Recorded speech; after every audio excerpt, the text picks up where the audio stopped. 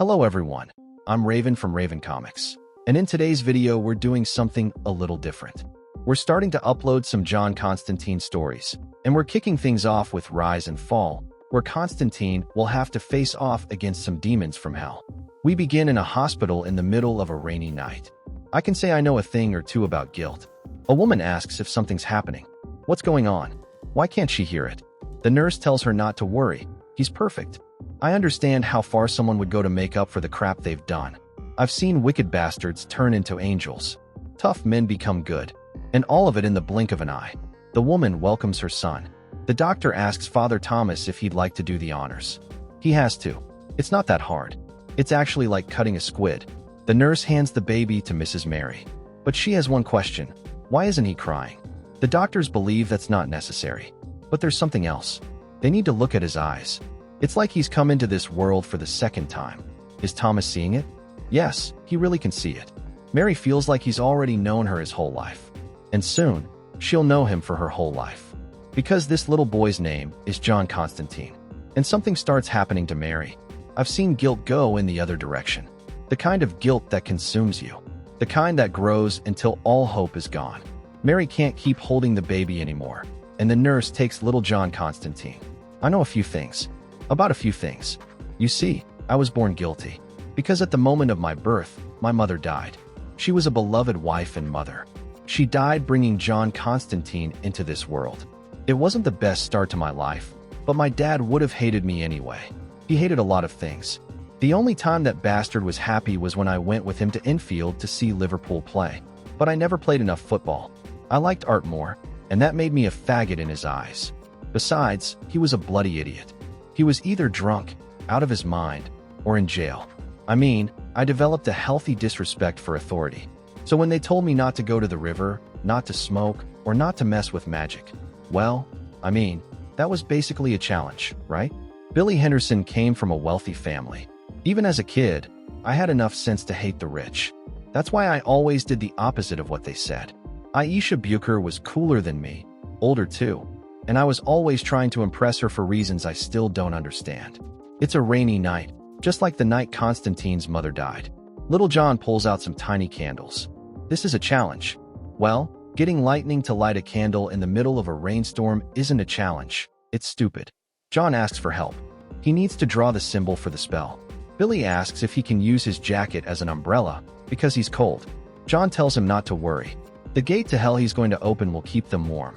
Part of me enjoyed watching rich kids tremble at what I might become. But he stayed. Because I asked him to. Not because he was a cruel bastard. I read the words, and nothing happened. Well, at first nothing happened. I was just trying to show off for my friends. I never thought it would actually work. But what happened? It wasn't a demon. A bunch of trash had blocked the river bridge for months. Weeks of constant rain loosened the buildup. And right at that moment, all that garbage broke free. I told myself it was bad luck. But it seems like garbage tends to break loose whenever I'm around. Few things make you feel as powerless as being submerged in raging water. You get tossed around, swallowing all kinds of stuff. There's no up, no down, no air. There's a story about a town that was swallowed by the River Alt in the 17th century. It's not just a story, it really happened. The River Alt is angry. I found a hand. I didn't know whose it was, but I held on. Something hit me in the head. Everything started to go dark. Then I passed out. Luckily for me, Aisha had saved me. That was the moment of total confusion. Right after the water receded. Liquid mud mixed with waste from some Liverpool factory. Sewage and all kinds of filth came out of my mouth, my stomach, and my lungs. I just wanted to impress my friends. There might be more impressive things than being on your hands and knees, covered in your own vomit. The real problem was that we couldn't find Billy anywhere. Fortunately, or unfortunately, they found Billy's body 2 days later. It had floated all the way to the point where the River Alt crosses the Mersey. I made the news. That was the second death I was responsible for. My dad was as understanding and loving as always. I was forbidden from seeing Aisha again. But well, that's enough of John Constantine's childhood. Right now, we're back in the present. Just like Constantine, Aisha had already grown up. She was calmly walking down the street when suddenly, on a building, she saw a person impaled on a stake. The person had a pair of wings. Sometime later, emergency services were called to come and help. Everything was going fine, and they were about to lower the body. But before they could, the support broke, and the person fell. Everyone was alerted. They had to step back. The good news is that no one was hurt. The bad news is that the impact caused a massive splash of blood. Everyone nearby was stained. Later, at the morgue, the medical examiner was inspecting the body. A few discoveries were made. The wings were not connected to the back muscles. It looked like they had been sewn onto the victim's back. But there was something more. The wings, the feathers. She could run more tests, but so far, the material used couldn't be identified. He had to see it for himself. When they entered the room where the body was being kept, someone in a hood had already stolen the wings. Aisha pulled out a gun and started shooting, managing to hit the figure in the back of the shoulder. Still, the person managed to escape without major trouble. Out in the hallway, someone was waiting. Aisha told them not to take another step.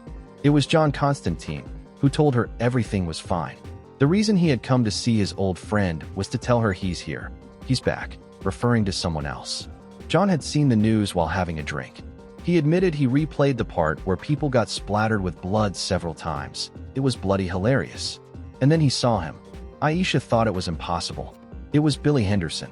But in John Constantine's experience, impossible doesn't exist. Aisha couldn't believe it. He looked exactly the same. He hadn't aged a day. John said of course not, because he's dead. A promise is a promise, and later, they were at Dylan's bar. It had been 10 years since these two old friends had last seen each other. Why hadn't they seen each other in all that time? Well, because John Constantine stole her boyfriend. John said he didn't steal her boyfriend. He borrowed him and gave him back, although he wasn't quite the same afterward. The next day, John, Aisha, and Gary started investigating the case. The West Tower skyscraper, the tallest building in Liverpool. 140 meters. Talk about overcompensating. Of course, buildings with restaurants on the 34th floor wouldn't stop serving fine dining, even if some bastards had met their end one floor above. In this place, another person had fallen from above. This one also had wings tied to their back, just like the last one, only now they were gone. Constantine knew someone had gotten there first. Suddenly, he remembered something and knew he had to leave. Aisha asked what was going on. John couldn't stay there for whatever was about to happen. She asked again, did he know the angel? Constantine, of course, knew him, just like everybody else. And he's not an angel. He's one of the main reasons this bloody kingdom is going to hell. He used to be the prime minister. Elsewhere, Gary stepped out of a taxi to get some air. In the distance, he noticed something odd. A child was running away. Gary told him to stop. The boy didn't want to get hurt. He'd already suffered enough. Gary said he wasn't going to hurt him. He was a cop. He just wanted to talk. The kid turned out to be Billy, and he asked, "What do you want to talk about?" He was surprised. How did he have that face? Was Gary nervous? Maybe he should draw his weapon. But he doesn't anymore. Not after what happened to that girl in the crowd back in '97, right? Little Sarah misses her parents. She cries for them every night. Well, now it's always night for her. He just wanted a bit of dramatic flair. One bad decision was enough to leave his own soul so alone. Gary told him to back off. Billy wasn't going to listen, and he broke Gary's arm. Who could have seen that coming? He's really strong. Did Gary know what his problem was? It goes way back. He's not dying because of something he did. But it's not really his fault. It's not even about him.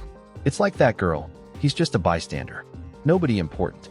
Billy took the gun and shot Gary right in the eye. The only mistake was getting too close to John Constantine. That's all it took. Billy would leave him there for Constantine to find. He shouldn't forget, this is all his fault. Billy turned to go, but not before using the gun and Gary's blood to draw a circle. He'll be at the end of a long line waiting for Constantine's arrival. Meanwhile, with John Constantine, there's a shitstorm coming. But first, he's starving. The vindaloo in the fridge is 3 days old. He's so hungry, he'll risk it anyway. As he walks, he realizes something's wrong. There's something here. All the seals are broken. Every protection spell has gone off. And there's that smell, one that kills your appetite. The smell of sulfur. One step into his apartment, and he feels like he's back in the putrid river all tossed around, swallowing mud. No up, no down, no air. He is here. He is the light bringer, the Morningstar. He is the bearer of light, the shining one, the star of the morning. Lucifer is here, and he wants his wings back. The devil himself is eating Constantine's curry. Thank you very much for watching this video. Don't forget to comment, like, and subscribe for more content like this. I'm TJ Prime, and see you in the next video.